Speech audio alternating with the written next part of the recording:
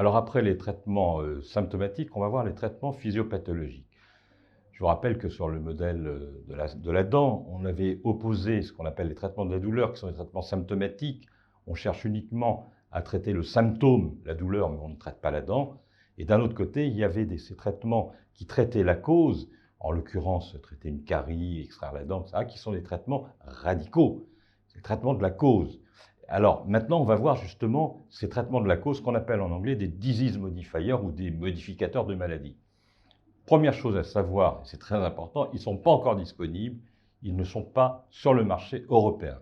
Cela dit, c'est intéressant d'en parler. C'est intéressant d'en parler parce qu'ils sont d'abord nombreux.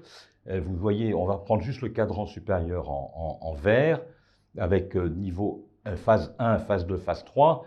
Et vous voyez qu'il y a déjà beaucoup de phase 3, c'est-à-dire de médicaments qui sont dans la phase ultime de leur développement. Il y a pas mal de médicaments qui sont actuellement développés avec cette idée qu'ils pourraient casser le processus pathologique qui sous-tend les symptômes. Et effectivement, on a des résultats qui sont très spectaculaires sur l'effet, concernant l'effet de ces médicaments sur les lésions amyloïdes du cerveau. Ce sont des anti-amyloïdes, d'accord? Là, je vous en présente 3, l'aducanumab, le lecanemab et le donanemab. Et vous voyez l'effet de ces médicaments sur les lésions cérébrales telles qu'on peut les évaluer avec ce qu'on appelle un PET amyloïde. Eh bien, quand vous regardez la concentration des lésions au début, à 0 si vous voulez, et quand vous regardez la concentration des lésions 18 mois après le traitement dans ces essais thérapeutiques de chacun de ces 3 médicaments, vous voyez qu'il y a jusqu'à 80% de lésions en moins après 18 mois de traitement dans le cerveau des patients. En d'autres termes, ces médicaments, c'est-à-dire ces anti-amyloïdes, nettoient les lésions amyloïdes du cerveau. C'est un résultat incroyable, c'est un résultat extraordinaire, extrêmement excitant. Sauf que, ils n'ont pas d'effet sur les symptômes, tout au moins chez les patients avancés. Alors, vous direz, c'est problématique, car on n'est pas là pour soigner des lésions, on est là pour soigner des symptômes.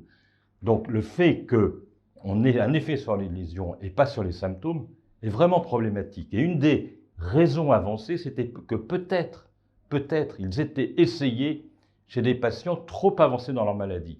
Raison pour laquelle on a maintenant étudié ces médicaments dans cette fameuse phase prodromale dont je vous ai parlé et que j'avais décrite, c'est-à-dire la phase débutante de la maladie. Et pour la première fois, on commence à avoir des résultats positifs, non seulement sur les lésions, mais aussi sur les symptômes. Comme vous le voyez, la pente d'aggravation de la maladie en noir est moins sévère chez les patients traités en vert en haut ou en gris au-dessous. Donc ça veut dire que ces médicaments ralentissent l'évolution de la maladie.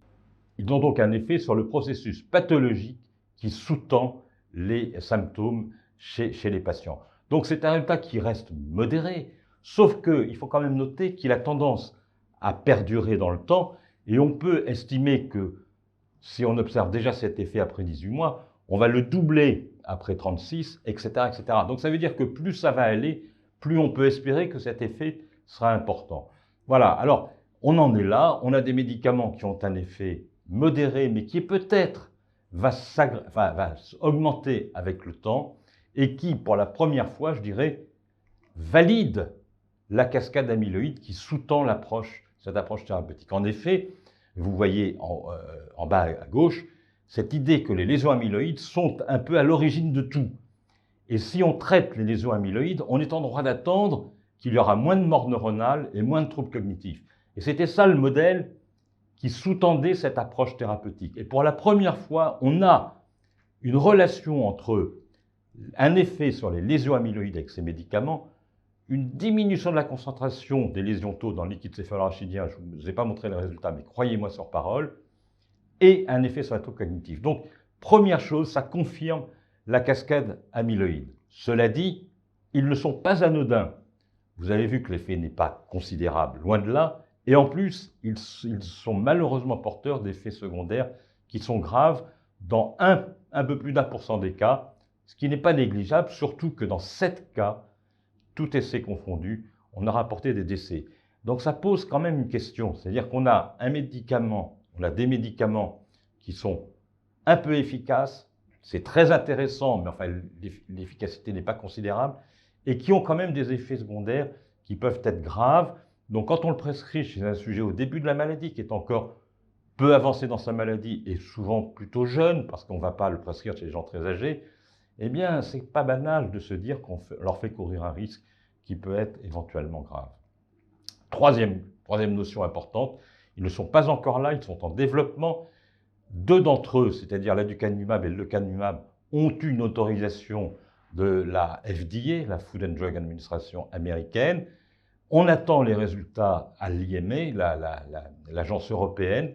Il n'est pas certain que l'IMA va donner un avis favorable, et quand bien même l'IMA donnerait son avis favorable, il y aura quand même des procédures institutionnelles qui font qu'on n'aura pas ces médicaments de toutes les façons en France avant 2025, à mon avis, au plus tôt.